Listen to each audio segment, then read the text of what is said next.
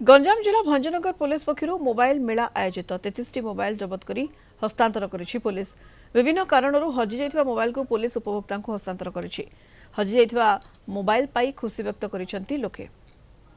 Ganjam SP और Bhanjanagar SDPO नेतृत्व में विभिन्न स्थान में चढ़ाऊ कर चोरी होइथिबा 33 दामी मोबाइल जबत कर लोकों को हस्तांतर करिछि पुलिस। प्राय वर्ष तले मो मोबाइल हजि जाइतिला बस स्टैंड रे मु एफआईआर देथिली। बहुत खुशी जे कि डेरी हेले मध्य मोबाइल रूम पाइछि। गाड़ी गोटे ऑटो को बाड़ी धक्का गला मोबाइल टा पड़ीगला किए नहीं गला से कुंडा ट्रे किए नहीं जाइथिला।